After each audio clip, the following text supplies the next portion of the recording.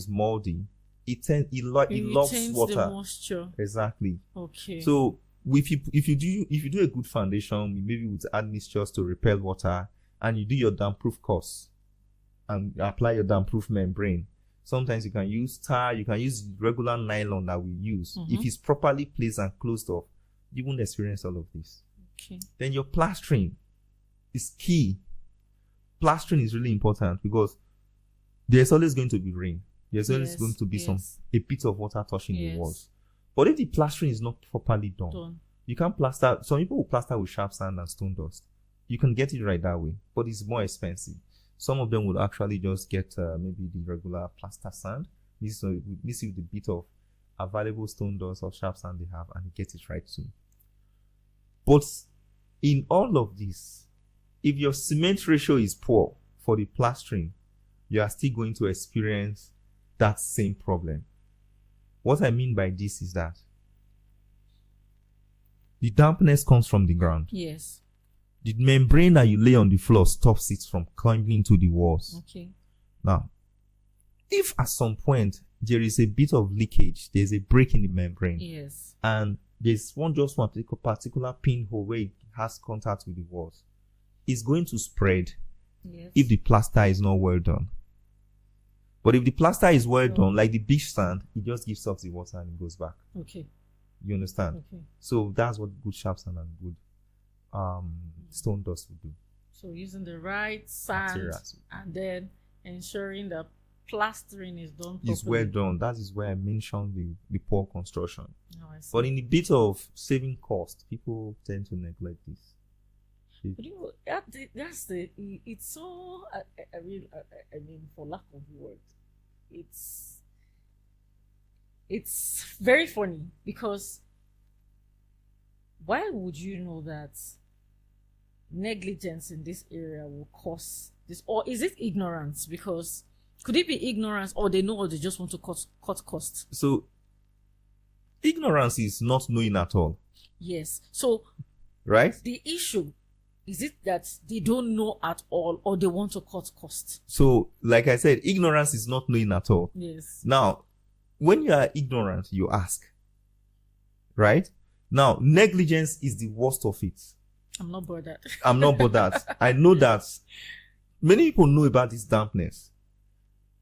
In fact, almost everybody building a house knows about this person because at some point they've rented an apartment and maybe they've experienced it, or maybe they haven't. But I think it's peculiar with buildings in Abuja because prior to this period, I don't think I have ever seen a house with such dampness. I think only houses in Abuja. Okay, let me tell you why you are generalizing it to Abuja. Abuja has 3 different types of soils. Abuja has the laterite soil, which is the red one you see they use on roads. Yes. That one loves water. Yes. It's like clay mixed with a bit of sharp sand. Okay. And iron, which is what gives it the redness. Now, and which is what makes it very strong when it's dried. We know when it's dried, it looks like stone, in fact. It looks like a boulder kind of rock. But when it's wet, it's malleable. You can mold it to anything you want to mold it into. Now, Abuja has that soil a lot. Matter of fact, before you go 2 meters, am I saying 2 meters? Before you go 1 meter, in 60% of Abuja, you find it. In fact, in 30% of the areas of Abuja, that's what you see on the surface. Now, that particular soil, it loves water. That is why in road construction, they prepare it properly, they mix it properly, and they protect the sides of the road so that water does not come into it. But unlike buildings that will carry up the water, roads are always usually hot because of tires running. So you don't find it giving issues. But that's why some of the roads also fail too. Because it doesn't give up the water. Yes. That's because it doesn't give up the water properly. So those areas where you find the roads breaking or crocodile backs. Erosion. Like that. Yes. So that's the cause. Yeah, that's the cause. Some of them are because water is not properly given off there. Coming back to the building that we're talking about, Abuja has that type of soil a lot. So when you're dealing with that kind of soil, it's good for construction, but it's dangerous for buildings because of the dampness that it brings up. Concrete likes water to a number of years. Iron does not like water. Now you put iron inside concrete. Concrete likes water, it will hold it. Iron doesn't like water. Now you're feeding water to iron.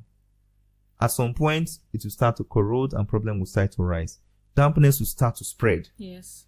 You understand? So, because of this soil that Abuja has a lot, you have to make sure that. That's why the soil test is important. Yes, that's why, to know the type of soil that you with. have in the area. Now, in some other areas, like in some of the Kubwa areas and Lugbe areas, you find some the regular loamy soil that we can find maybe in Delta states and the other places. Yes. Even though Lagos has a lot of rainfall, it doesn't have this dampness issues. It doesn't have, because of the type of soil they have there. They have loose soil that gives off the water the sharp ones. Okay. Likewise in Delta, and I think in Ikorodu has this red soil too, which is this this one that we're talking about, but it's not as bad as Abuja. And for this reason, you don't see those dampness more often there, like you see it in Abuja. Yes. In Abuja, it's way more obvious because of that particular soil. That's the reason. Unless you want to build on a rock, yes, which is one of the terrains you have in Abuja as well. That one, you shouldn't bother about dampness. But when you fill with that material, they call laterite. If you fill it over a rock and you don't drain the sides properly, it will absorb the water and bring it into your building. Yes. That's the thing. Yes. So, okay. So, is that what causes collapsing of buildings? Is it still in line with what you mentioned? Yeah, that's a part of it. Earlier, when we were talking about if the government could actually demolish your building, right? If you did not conform with your approval plan, I said that because if you are doing, I also mentioned that if your approval plan was for 1-story building, which is 1 suspended floor, and you end up doing 2 suspended floor, now you are trying to maybe I can carry 1 person. I can only carry 1 person at a time. That's my capacity. And in the end, I end up carrying 2 people. You'll crash. I will collapse. And once the one at the bottom fails, the other ones will follow. So that's basically one of the reasons why. Yes, that's one of the reasons. Okay. Poor design. Or even the major reason. Yes, poor construction is one of it. Okay. The major reason is the design was not properly done. Okay. And even though the proper design is not properly done, poor construction has a place to play. We are designing with softwares that understand everything that we are doing as one unit. Softwares? Yes. We design with softwares, CAD softwares that understands everything that we are doing as one unit. It does not think that rain might fall when we are putting concrete. Okay. It does not think that maybe sometimes the sand and the cement were not properly mixed. It does not also think that the quality of iron, which is reinforcement, the reinforcement that is using in itself, in its algorithm, the program, sometimes the strength might not match what we have in the market. It doesn't think that way. It thinks that everything is 100% perfect. And if one thing is not perfect, it fails. It just tells you it's not going to work. Now, the part where poor construction now comes in is that when you bring that to land, you need to understand that this software thinks 100%. In construction, in physical construction, there is human error, there is machine error, there are a lot of errors that could happen. So what do you do as a professional? Communication is important, effective communication to your team, plus proper supervision, which will show you the quality assurance and the quality control. Because sometimes, if you are using humans for a job, fatigue, oversights, and all the other things that could happen as humans. Now, if you're using a machine for a job, all the things that can happen, our reinforcements were made with machines, our cements were made with machines, even though they run through quality tests, right? You need to understand, as a professional, for you to do a good job, you need to make sure that your I's and your T's are all crossed out and dotted. If you don't do that, poor construction will play the role. It will end up being a poor construction. Yes. That starts immediately. You are being consulted, you get the job. It starts from your soil test reports. Yes. It goes back to your design. Building approval. It goes back to your, once you're on site, what do? The soil test report said this is 160 kilonewton. Use a raft foundation or use 2 pillars here. Let me use that word. Selima. Use 2 pillars here or use this size of pillar there. And you now come to site. You do what as it has been said, as it has been given, as it has been designed. If you put all of that into check, poor construction will be out of it. The text factor is material management. Material management is so bad that sometimes you have clients telling you that, this thing that you are saying 10 bags will do. Are you not sure 5 bags of cement can do it? No, sir, it will not work, Oga. It will not work. In fact, at some point, I told one of my clients that, sir, know that this is your house. I'm not over designing. But I would like you that when you are sleeping, you know that Engineer Famous used 10 bags for this place. Unless a car runs into it, which is not possible, it's not going to fall. Abi, you want to sleep so that when breeze is blowing at night, you start thinking, shit, this thing will not fall. Shit, this thing will not. So that's the thing. Material management is really important. You don't want to over design to cost, end up spending too much money. But you don't want to manage it so badly that you end up not using proper quality, the right materials for the right member. Yes. So talking about construction and all that, I think a lot of times people don't pay attention to wiring too and plumbing. Yeah. So I would want you to talk about wiring, the importance of wiring and plumbing. That is, you can't play with that. That is as important as the pillars that are holding your building. Because sometimes too, this dampness we're talking about, sometimes as a result of poor plumbing. Yes, it comes from poor plumbing too. But the ones that happen from plumbing does not really just come from the ground, right? It doesn't start from the floor of the building. You see a trace of where it's coming from the plumbing areas. So take for example, this is the wall. If a pipe passes here, you see a trace of wetness around that area, right? If a water pipe passes there. But the other templates might happen along the entire line until that's a different. But the poor plumbing issue that we're talking about is maybe you, after doing your plumbing, you didn't do test. Yes. You did plumbing and you just told them, oh yeah, plaster and paint. Is not done that way. So you're actually supposed to test run. Yes, you should before test. You cover up the pipes. Yes, you should test. There are 2 tests you can do. You can do smoke test or water test. Okay. So if you're doing water test, if it's going to leak, it will be wet. Okay. And you can, amend it. But the smoke test, is it for the plumbing too or for yes, wire? you can do smoke test or plumbing. Are you serious? So you can pump smoke into that place. There's a pressure pump they use to pump smoke. Okay. And smoke will always the fumes will always come out at some point. Yes. If there's leakage. So those are the areas, the kind of tests you can actually do for plumbing to make sure that it doesn't leak. Plus, proper plumbing is not just about leakages. Okay. It's about functionality. Okay. So, functionality I mean by so is that in most of our rented apartments, when you want to change, maybe one of your taps is broken and you want to change it, oh my god, it's usually very difficult. It's very difficult. It's not just difficult. Sometimes you might end up removing the entire wall. A part of the steel has already broken and it's stuck. Do you understand? And he's trying to, I've experienced so that. And some of the valves, if the valve is bad because of wear and tear, changing it becomes a very difficult thing to do.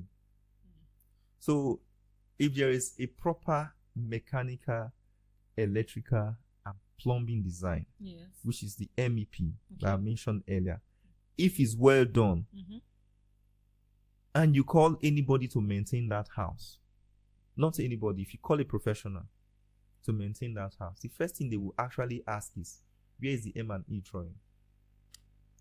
It will tell you that this pipe, if you measure from this end to that point, you find a pipe, a water supply pipe or a wastewater pipe, and you find it there and you do whatever maintenance that you need to do. Now, if an M&E is not well done, if there is no proper M&E design, the builder, the contractor needs to ensure that the plumbing is well done and well traceable, so that in terms of maintenance, it does not become a case. I've seen a situation where a plumber was literally chiseling through a concrete beam, and a pillar just that his pipe has to pass here. Whoa. Okay, I'm sorry for the reaction, but you try that in my building, I'll arrest you. Whether you're an electrician, whatever you are, I will arrest you first. You'll be there. When I'm finished, I come to the police station, we settle it. But does the architectural design, does it, I don't know, I'm asking as a layman. Yep. Does it give the different key players, I mean, when I say key players, I mean like the electrician, the plumber, does it give them that directive, like, okay, if you're passing this, pass it this way, pass it in this angle, because there may likely be an interference with rods or with some of the wires and everything. Yeah. Okay, so because I'm thinking if there's that guide, whatever, like the plumber now you talked about, he will know where to position his chiseling. Many of them don't think that way. However, on this note, in a proper design, the first one is feasibility study. You go to site, look at the site. A civil engineer. These two people, they are supposed to assess the site. Then the soil test support has to be done. Now, an architect, you can give an architect to design a building for you, even without having a land. Okay. You understand? And he will design a building, and he will say there is toilets here, there is room here, there is light there, and everything. Okay. He just shows you the walls and where you should put your bed, where it's most likely you can put your bed, where you can put your TV, where you can put your toilet. So, like, for the plumbing thing, if this architect does just tell you where the bed should be and all of that, is that the duty of a mechanical and electrical and plumbing person, specialist, professional, to do a design that supplies and takes out the waste? And it also shows where wires should pass. Okay. So what I mean by this is that for much larger buildings where you need the mechanical parts like the HVAC system, the escalators, or anything like that, there's a particular shaft that everything goes through before it divides out into the different floors. Okay. Like, so is it in terms of the wires or the including wires, pipes? Supply wires and everything, and even water supply and wastewater. So for that 17-story building that we did, there is a shaft. We provide a shaft for those services, because on the last floor they need water, they need lights, they need electricity and every other thing. So there's a shaft. When I say a shaft, it's just like a small room where those things pass for easy maintenance. Okay. You don't have to pass them through people's rooms. And you can find those ones more on the lobby or on the outside of the building. Yes. In our common practice, because of our small houses that we build, sometimes we just pass them through the walls. But it is proper that an M&E person, a mechanical engineer or an electrical engineer, does this design, proper design. And after these designs are done, while they are doing their design, after the architecture, the first one is the architecture. The other ones that can follow is the structural design before the M&E. While they are doing those designs, after doing these entire designs, you overlay the entire thing. Like, you put them on top of each other in CAD. Before, it used to be this film that we used to use, was you put them on top of each other and you look at it and say, okay, you see this pipe that you're bringing all the way from the top? It's falling on a window. Mr. Architect, what can we do? Okay. Can we move your window a little bit, or your window must be here? If the architect say, yeah, my window must be there. Okay, Mr. Electrical and plumbing engineer, what can we do? Can you adjust it? And after that, maybe it's falling in a column. We have a column there, a structural element, like a pillar there. And we meet structural engineer. Mr. Structural engineer, this your pillar is falling on a window, and this window must be there, or it's falling on a door. What can we do? Can you move it? Or Mr. Architect, can you move your door? That is why these three people need to work as a team at the design stage. So that when you get to site, everything falls into place. But many times that's not the case. You just do architecture, and maybe structural, a bit of structural, and they move to site. Now, by the time you're passing those pipes and wires, there's a problem. It's either you have to break some columns or you have to find a way to bend it around it. Yes. And sometimes when there are too many junctions, it starts to leak because of head loss and the pressure that is being supplied into it. Yes. Or it's not properly sloped and it starts to leak. That's some of the issues. So plumbing is as important as the structure